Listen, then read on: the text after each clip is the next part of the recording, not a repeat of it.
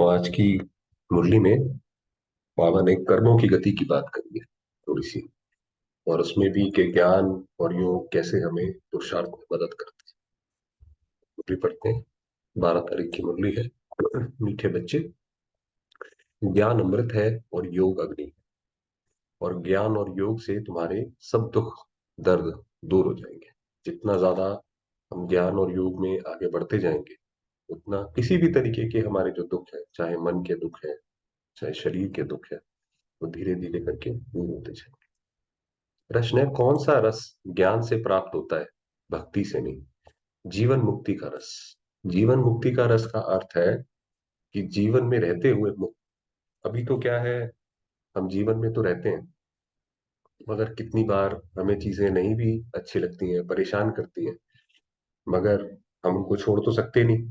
For example जैसे संबंधी हैं। अब संबंध हमें कितना भी परेशान करे, मगर हम छोड़ तो सकते नहीं है, कहाँ जाएंगे छोड़ के? तो जीवन बंद हो गया ये। जीवन मुक्ति, जब ये सारी चीजें हैं हमारे पास और तब भी एक मुक्ति का एहसास है। विकार जो है वो आत्मा को बांधते हैं, और जो दिव्य गुण है वो आत्मा को मुक्त करते हैं। मोह होगा तो आत्मा को रहेगा भाई ये सिर्फ मेरे साथ ही बात करे, मेरी साइड ही देखे, जो भी है। तो ये रस जो है वो ज्ञान से प्राप्त होता है। भक्ति से किसी को भी जीवन मुक्ति का रस नहीं मिल सकता। भक्ति में ये बात नहीं आती है। या तो भक्ति में सीधा वो मोक्ष प्राप्त करने की बात करेंगे। बाप जब आते हैं तो बच्चों को जो डायरेक्शन देते, वही ज्ञान है। उसी पर चलने से स्वर्ग की राजाई मिल जाती। तो ये जब बाबा के उस पर धीरे धीरे आप देखेंगे, बाबा हमें कोई भी चीज छोड़ना वास्तव में बताते नहीं। कोई भी चीज हम छोड़ते नहीं है। हम बस उसको ठीक से यूज करने का तरीका हमें पता पड़ता है कि इस चीज को ऐसे करके यूज करो तो दुखी भी नहीं होगे, बहुत अच्छी तरह से वो सामान भी लंबा चलेगा, तो मन भी स्वस्थ रहेगा। गीत है भोलेनाथ से मेरा। ओम शांति।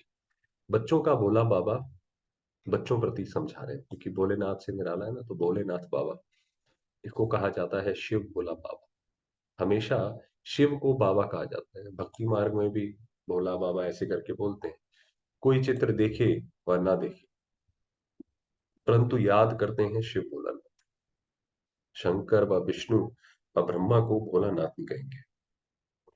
भोला अक्षर कहने से मनुष्यों की बुद्धि में निराकार शिव बाबा का ही चित्र याद आता है। जब वो भी कहते हैं भोलानाथ, तो वही आता है। भोलानाथ इसीलिए है, वास्तव में जो उसका लिटरल मीनिंग है कि बाबा को सब पता है हमारे बारे में। ऐसा तो है नहीं हमारी तीनों कालों का उसको पता है।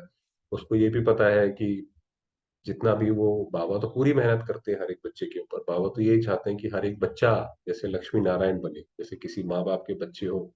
तो वो तो यही चाहेंगे अगर 4 बच्चे हैं तो चारों ही अच्छा पढ़े। वो तो उनकी अपनी किस्मत, जो वो अपना पुरुषार्थ। तो बाबा जानते हुए भी पूरा पुरुषार्थ कराते हैं। कोई स्नेह में अपने कमी नहीं रखते हैं। तो जैसे भोले बन के आंखें बंद कर लेते हैं कि बच्चों के अंदर कोई कमी भी है तो भी, तो इसलिए वास्तव में बुलाना। मगर अभी बाबा दुनिया की बात कर, तो अब तुम बच्चे प्रैक्टिकल में जानते हो। अब भोलानाथ बाबा कहने से भक्ति मार्ग वालों का कोई मुख मीठा नहीं होता। उनको ऐसा नहीं कोई भास ना आए। जैसे हम बाबा कहते हैं तो हमें बाबा से संबंध का सुख मिलता है, चाहे एक मन में एक हमारे ढाढ़स आता है, शांति आती है, तो वो दुनिया में नहीं मिलती है। भले कितनी भी महिमा करते हैं, करते रहे, मुख मीठा नहीं होता। माना मुख मीठा, माना कि जैसे मुख मीठा करने का मतलब है मन को स्वाद दिया है। अभी तुम बच्चे शिव बाबा को याद करते हो, शिव भोलानाथ बाबा कहने से मुख मीठा हो जाता है। तो हम जब बाबा को याद करते हैं, हमारा तो संबंध है। आज बाबा ने ये भी बताया कि बाबा अडॉप्ट क्यों करते हैं, और बाबा ने कहा तुम भी अडॉप्ट करते हो। हम भी जो दुनिया में लोग हैं माना, वो भी अडॉप्ट करते हैं। शिव बाबा हमको पढ़ाकर स्वर्ग का मालिक बनाते हैं। बाबा कहने से बच्चों को प्रॉपर्टी भी जरूर याद पड़ती है। अब बाबा जब हम याद करते हैं तो हमारा क्या फर्क है? पहले तो बाबा ने बताया तुम्हारा मुख मीठा होता है। फिर हम जब बाबा को बाबा कहते हैं तो हमें बाबा की प्रॉपर्टी भी याद आती है कि हमें क्या मिलेगा। तुम बच्चे जानते हो वही शिव बाबा। मनुष्य सृष्टि का बीज रूप भी उनको कहा जाता है। झाड़ का एक ही बीज होता है, तो ये जो पूरा मनुष्य सृष्टि का पूरा एक झाड़ है, वृक्ष है, कल्प वृक्ष, उसका एक ही बीज सिर्फ शिव बाबा।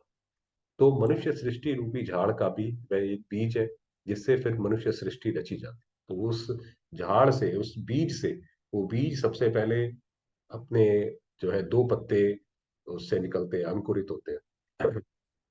ब्रह्मा और सरस्वती। फिर वो दो पत्ते बढ़ते बढ़ते बढ़ते बढ़ते आज देखिए ये जो यज्ञ है कितना बड़ा, 140 देशों में। और फिर यही आगे जाके जो है देवी देवता धर्म बनेगा। अच्छा, सृष्टि रची जाती है क्योंकि बाप हो गया ना, बाकी सब हुए उनके बच्चे। भक्तों का भगवान बाप एक है और भक्तों का भी भगवान एक है। भक्त याद करते हैं भगवान को, परंतु पूरा जानते नहीं। भक्ति में तो बस जैसे हम हमेशा बात करते हैं कि भावना प्रकट करते हैं, भक्त की भावना वो प्रकट करते हैं। ये भी ड्रामा में मूल है। ये भी ड्रामा में एक सेशन अलग से करेंगे, ड्रामा का वीडियो रिकॉर्ड, कि बाबा ये क्यों कहते हैं ये ड्रामा में मूल है। बच्चों को इस ज्ञान और योग बल से सदा सुखी बनाए, मैं छिप जाता। अब बाबा अपना बता रहे हैं कि भोलानाथ क्यों है, इतनी मेहनत करी बाबा ने, ब्रह्मा बाबा के साथ आकर इतना समय ज्ञान सुनाया, अपना ज्ञान हमें दिया, और हम बच्चों को इतना प्यार किया, और उसके बाद मैं छिप जाता हूँ। ज्ञान सागर भी एक ही है, जैसे वह पानी का सागर भी एक ही है। भाई ये जो पूरा ज्ञान है, कोई कोई कहते हैं कि भाई साइंस अलग है, स्पिरिचुअलिटी अलग है। ऐसा नहीं है। बाबा ने जो ज्ञान दिया है उसमें से सारी स्ट्रीम ऑफ एजुकेशन या सारी स्ट्रीम ऑफ नॉलेज वो निकलती है, निकालने वाला चीज है। बाबा की जो यही मुरली है इसके अंदर काफी सारे फिजिक्स के प्रिंसिपल भी आते हैं, हिस्ट्री तो आती ही है। तो ऐसे करके तो बाबा ने कहा ज्ञान का सागर एक ही है, दुनिया में जितना भी ज्ञान है वो दिया सारा बाबा ने ही है।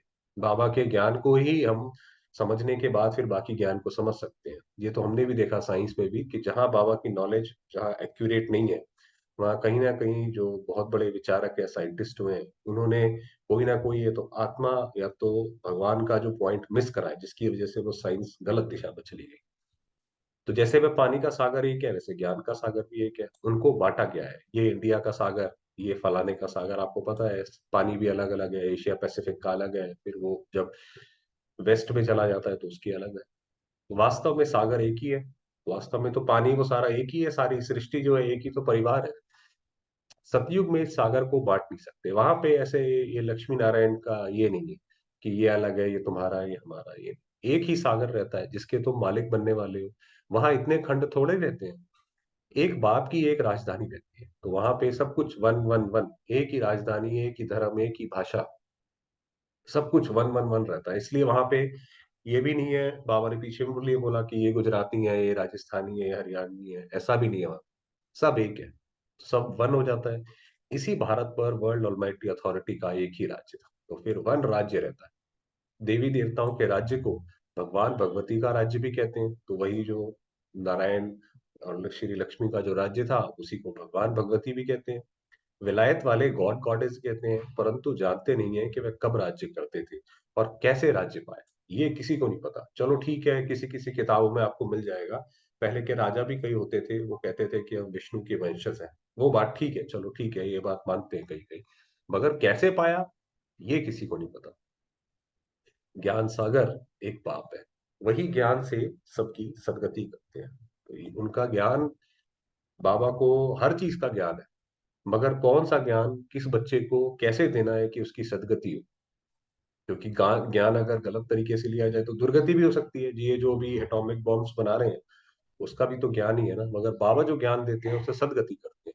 अब तुम बच्चे जानते हो हमारे सामने ज्ञान सागर, हमारे सामने ज्ञान का पूरा सागर जो लहरा रहा है, उनसे ज्ञान गंगाएं निकल सारे विश्व को सदगति देती हैं। इसको ज्ञान अमृत भी कहते हैं। बाबा का जो ज्ञान है इसको ज्ञान अमृत कहते हैं। क्यों? अमृत शब्द से ही फिर पुजारी लोग चरण ढूकर वह अमृत बनाए पीते हैं, चरण अमृत जिसको कहते हैं। वास्तव में उसको अमृत नहीं कहा जाता। आजकल दवाइयों का नाम भी अमृत रखा है, जिससे सब दुख दूर होते हैं। वह भी बात नहीं है। कलयुग की तो खास बात यह है कि जितने, एक तो सारी प्रोग्रेस करेंगे उल्टे ही तरफ, दवाइयां बनाएंगे, बीमारियां बनाएंगे, नए नए बॉम्ब्स बनाएंगे, नए नए हथियार बनाएंगे, और उसको ग्लोरीफाई ऐसे करेंगे, विकारों को भी ग्लोरीफाई ऐसे करेंगे कि बहुत बड़ी जैसे कोई उपलब्धि है। ये कलयुग की खास बात। तो बाबा ने कहा दवाई रखा, दवाई का नाम रखा अमृत। ये तो बाप बैठ बच्चों को योग सिखाते हैं। योग को अमृत नहीं कहा जाता। अब योग में फर्क है। योग अग्नि से तुम्हारी सब बीमारियां 21 जन्मों के लिए दूर होगी। इस जन्म की नहीं, इसमें तो अंत तक भोगते रहे। इस जन्म में तो जो किया है उसको भोगते रहो आखिर तक। ये है योग की बात। बाप कहते हैं योग लगाओ तो तुम्हारी सब बीमारियां नष्ट होंगी। फिर कब बीमार होंगे नहीं। सतयुग में कभी ऐसा नहीं होगा कि कोई श्री नारायण से आपस में प्रजा एक दूसरे से मिलने जाए और वो बोले आज तो वो बीमार है। तुम पुरुषार्थ करते हो बाप से हेल्थ वेल्थ लेने लिए, वहां कोई बीमारी होती नहीं। आप सोचिए, आज भी जो बड़ी बड़ी सरकारें हैं, तो बहुत कईयों के तो बहुत अच्छे अच्छे प्राइम मिनिस्टर्स भी हैं, मगर इस चीज के लिए कोई भी ट्राई नहीं करता कि हमारा देश ऐसा हो जिसमें बीमारियां ही ना हो। ऐसे तो कोई भी नहीं करता, ये तो एक बाबा ही है जो ये फिलोसफी बताते हैं। मैं तुमको ऐसे कर्म सिखलाता हूं जो कभी बीमारी होगी ही नहीं। ऐसा तो बहुत बड़े बड़े कोई विचारक जो बहुत जिनका नाम है, वो प्लाटो क्या नाम है, जिसने पूरा यूरोप की सभ्यता जिसके ऊपर बनी हुई है, किसी ने भी ये बात नहीं बोली कि ऐसी ऐसा देश बनाया जाए जिसमें बीमारियां ही ना हो, जिसमें पुलिस स्टेशन जज ये हो ही ना।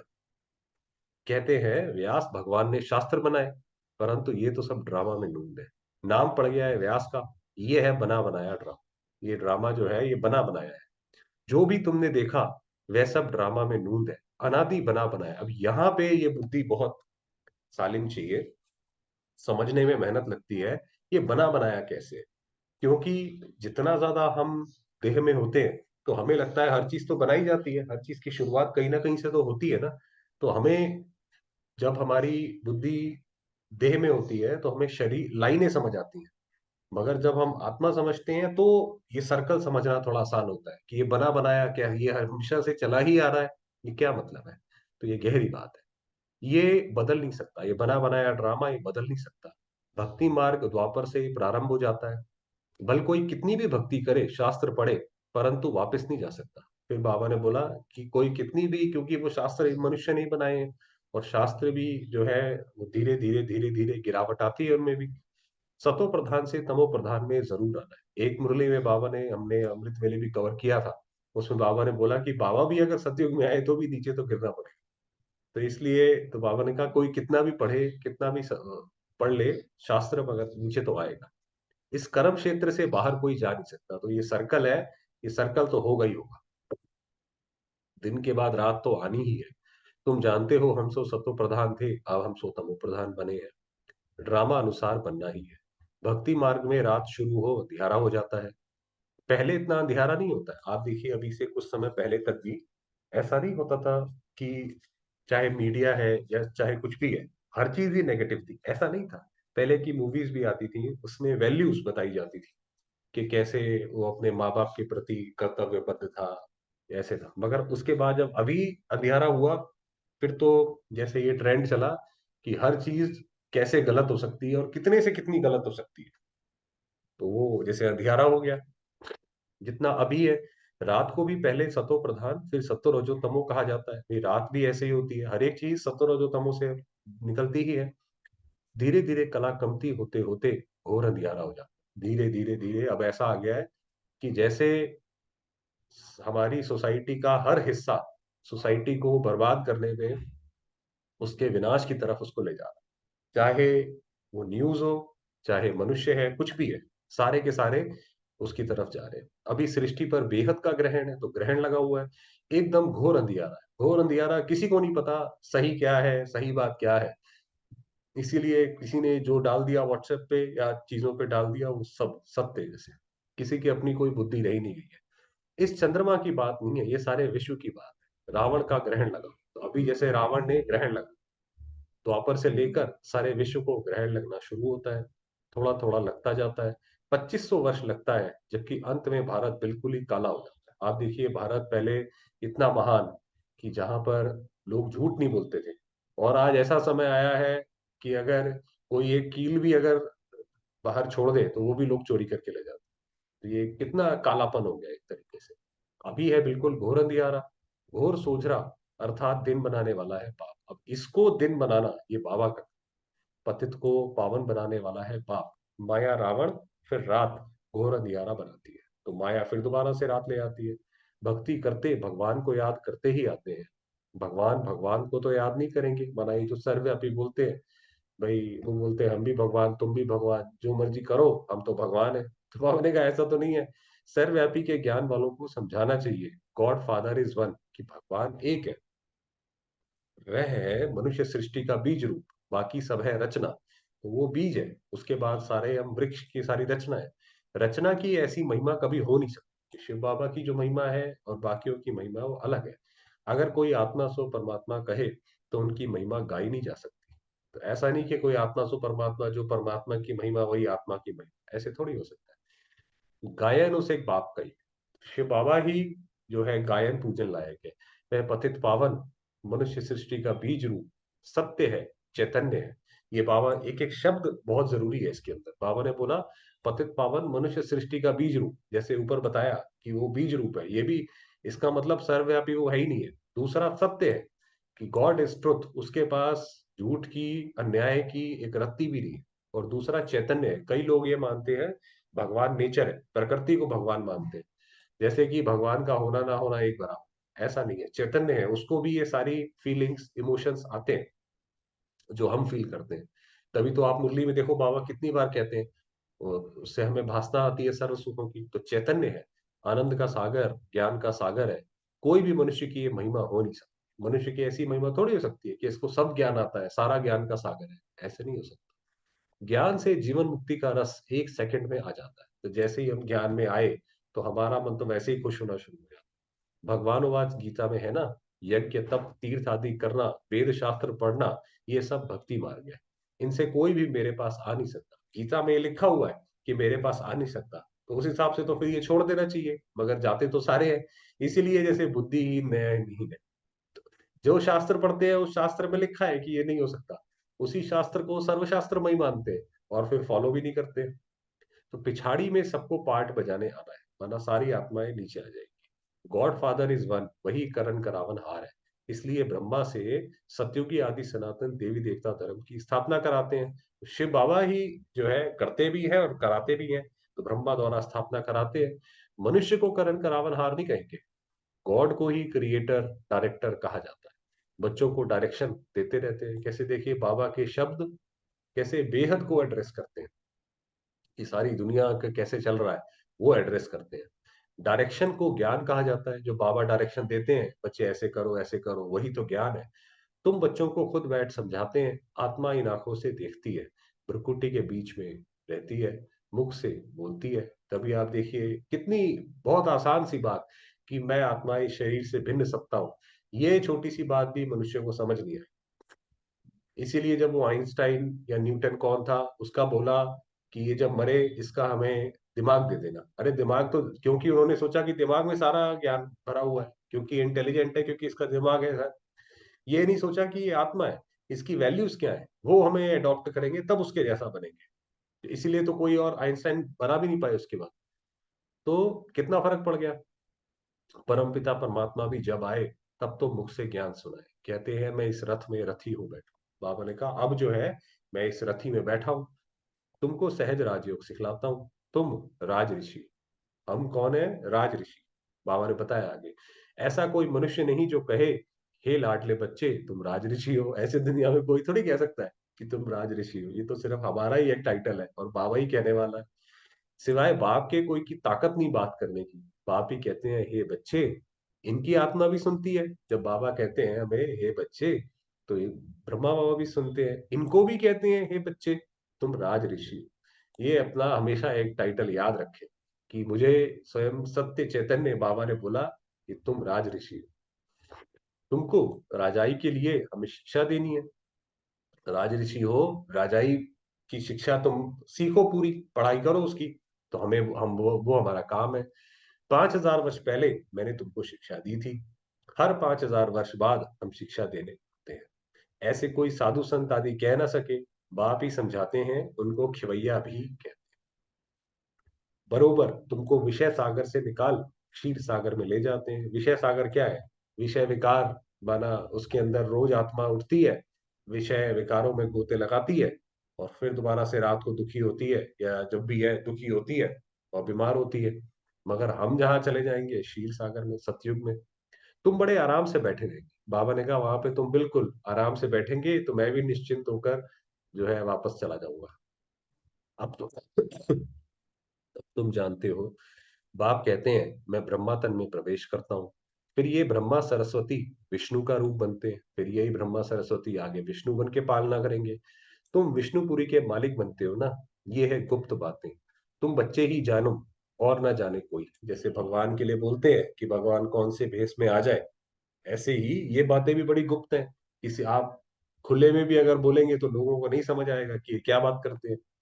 पहले पहले जब कोई आते हैं तो उनको समझाना चाहिए, गॉड फादर इज वन। अब बाबा बताते हैं कि कोई आए तो कहाँ से शुरुआत करो, ये तो ज्ञान इतना महान है, विशाल है, कहाँ से शुरुआत करें। तो बाबा ने कहा पहले बताओ गॉड फादर इज वन, यहाँ से स्टार्ट करो। तो जरूर बाकी इतने सब उनके बच्चे ठहरे, परम पिता परमात्मा एक ही है। इतनी सरलता से ज्ञान, इतना डिफिकल्ट, इतना कॉम्प्लेक्स ज्ञान इतनी सरलता से देना, ये बहुत बहुत ऐसा टीचर होगा वही, जो जो टीचर जितना उसको ज्ञान ज्यादा होता है और वो सुलझा हुआ होता है मन, वही इतनी सरलता से डिफिकल्ट ज्ञान भी दे सकता है जैसे बाबा देते हैं। वह है मनुष्य सृष्टि का बीज रूप, सभी भक्तों का भगवान, सबको सुख देते हैं। यहाँ कलयुग में तो बहुत दुखी है, मनुष्य त्राही त्राही करते रहते हैं। आप देखिए दुनिया में हर जगह, लगभग हर जगह कहीं ना कहीं पिकेटिंग ये सब होती रहती है। कभी कोई मार्च निकालेंगे, कभी कोई सरकार की उसके अगेंस्ट निकालेंगे, तो ये त्राही त्राही करते रहते हैं कि भाई हम इससे दुखी हैं, इससे दुखी हैं। सतयुग में दुख की बात नहीं, वहां ऐसा नहीं कि श्री नारायण के अगेंस्ट कोई पिकेटिंग कर रहा है कि रैली निकाल रहे हैं, वो ये सब। यहाँ तो सारी दुनिया में ढेर भक्त है, ये मंदिर मस्जिद आदि सब भक्ति मार्ग की सामग्री है। सतयुग में ये होते नहीं, सतयुग में ना मंदिर, ऐसा कोई नहीं कि हम पुजारी जाएंगे या सवेरे नहा धो के मंदिर जाएंगे, ऐसा कुछ नहीं है। वह है भक्ति कंठ, ये है ज्ञान कंठ, वो है भक्ति का एरा। भक्ति का पूरा कंप्लीट हुआ, अब ये ज्ञान चल रहा है।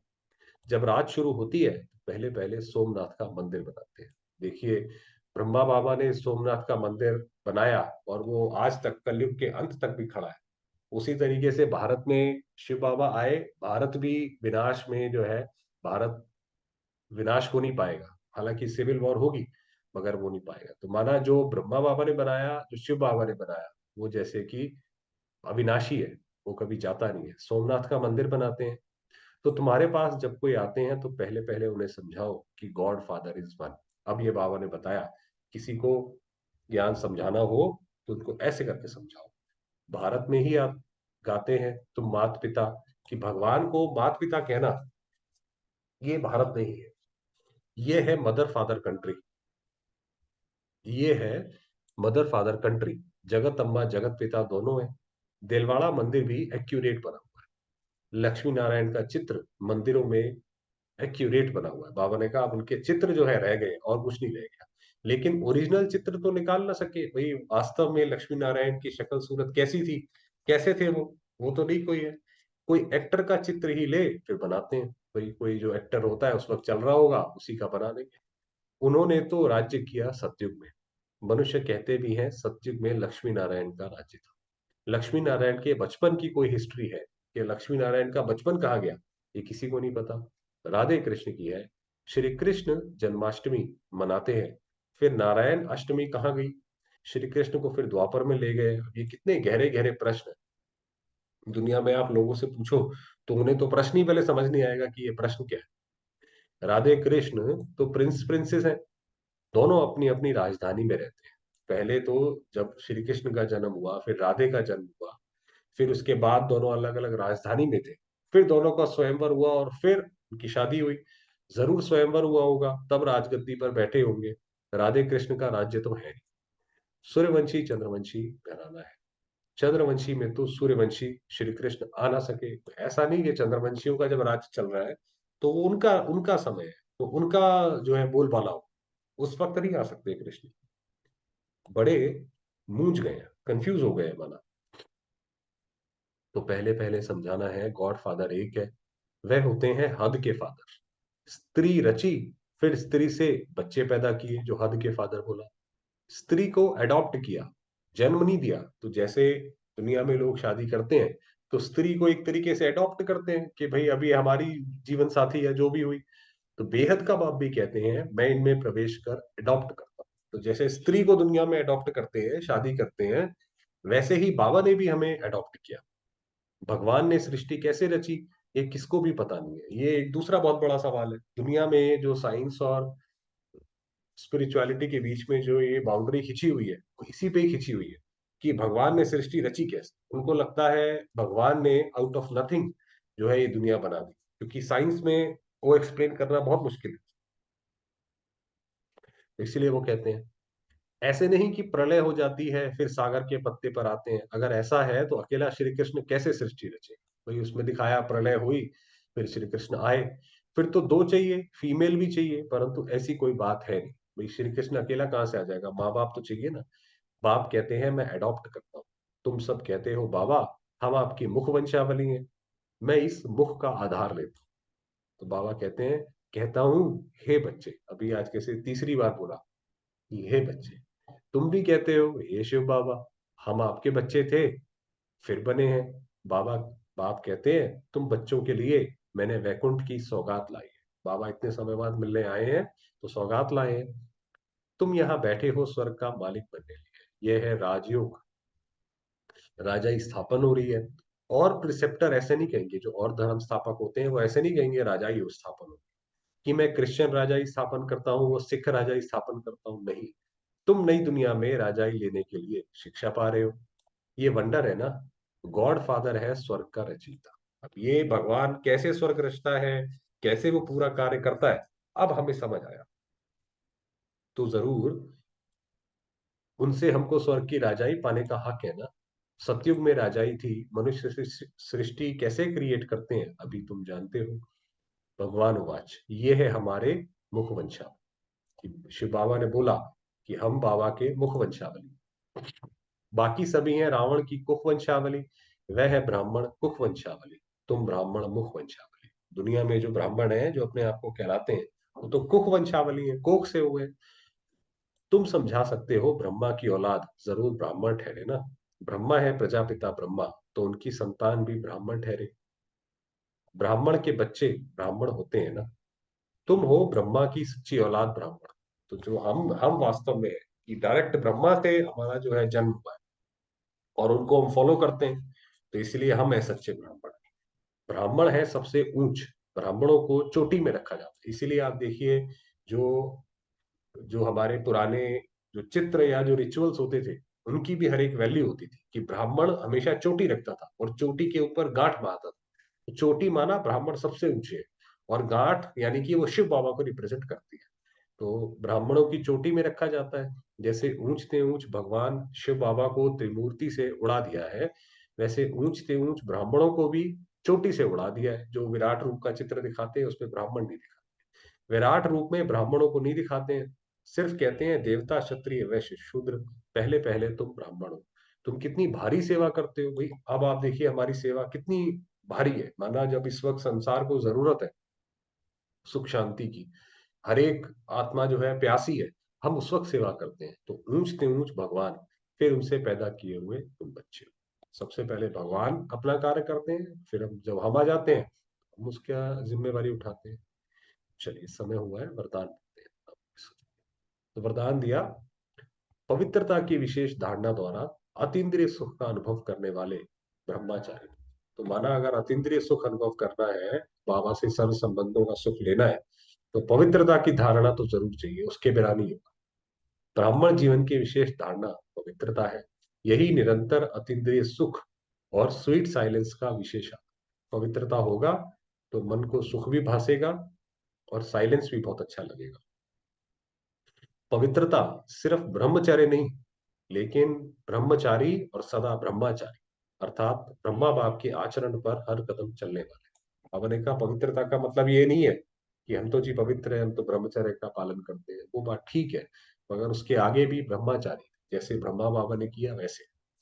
संकल्प, बोल और कर्म रूपी कदम, ब्रह्मा बाप के कदम ऊपर कदम। जैसे जो बाबा ने सोचा वही हम सोच, वही एक कदम के ऊपर कदम। ऐसे जो ब्रह्मचारी हैं उनका चेहरा और चलन ही सदा ही अंतर्मुखी और अतीन्द्रिय सुख की अनुभूति कराए। बाबा ने कहा जो ऐसे चलेंगे उनका चेहरा ही सेवा करता रहेगा, उन्हें कहीं जाकर कुछ और नहीं करना पड़ेगा, चेहरा ही करता रहेगा। स्लोगन दिया, सेवा में त्रिकालदर्शी का सेंस। त्रिकालदर्शी माना आप सेवा के कोई प्लान्स बनाओ तो उसको तीनों कालों से सोच के बनाओ कि अगर ये करेंगे तो ये किस तरीके से इम्प्लीमेंट होगा, हिस्टोरिकली ये काम करा था तो क्या हुआ था। और रूहानियत का इसेंस भरने वाले, और उसमें रूहानियत भी हो। ऐसा नहीं हो कि बड़ा शारीरिक टाइप का हो या जैसे दुनिया मटेरियलिस्टिक टाइप का हो, ऐसा ना हो। रूहानियत का भी हो। भरने वाले ही सर्विसेबल है, तो वही सर्विसेबल आप, और सर्विस करने के लिए वैसी ही बुद्धि चाहिए। चलिए थोड़ी देर बाबा।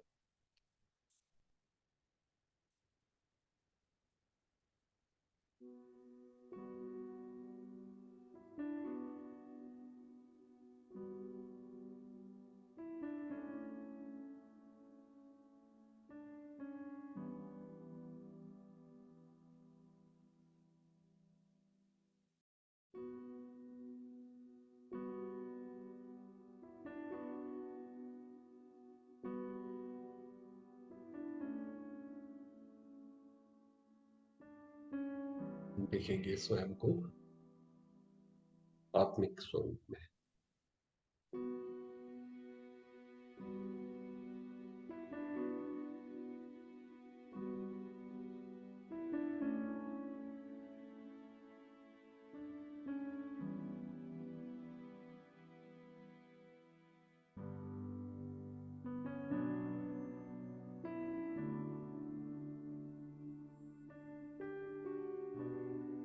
मैं आत्मा,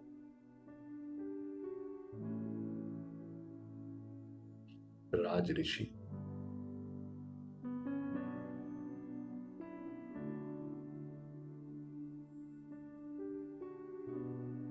ब्रह्मा की संतान, ब्राह्मण,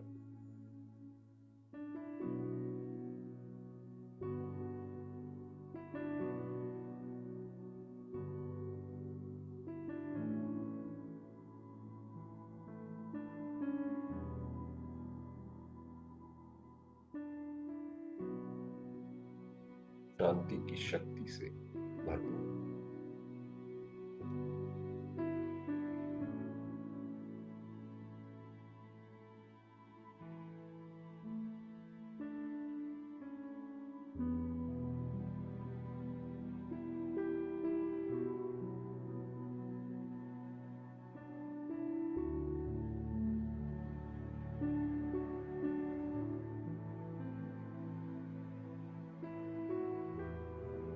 मेरे बाबा भोलेनाथ, शिव,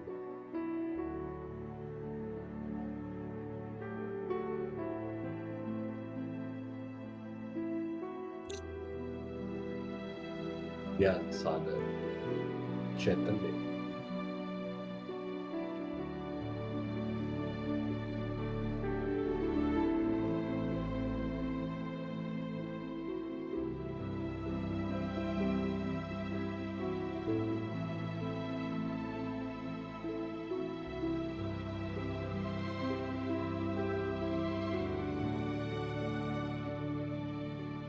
प्यारे बाबा सदैव कल्याणकारी।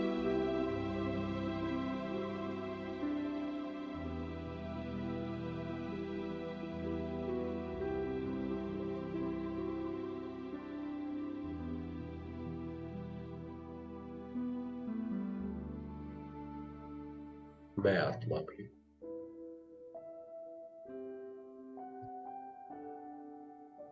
प्यारे बाबा के इस महान कर्तव्य में मददगार।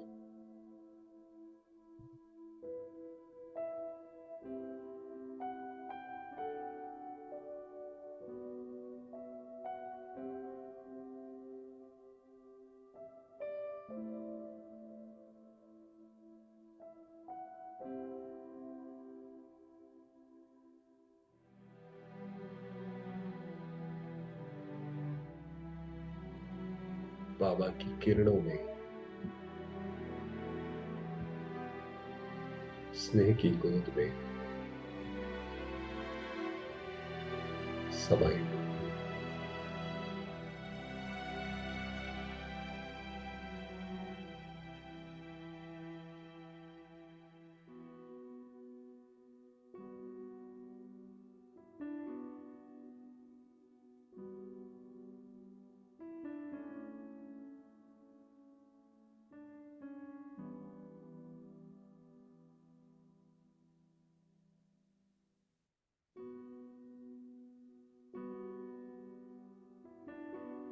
बाबा के स्नेह को अनुभव करती जाती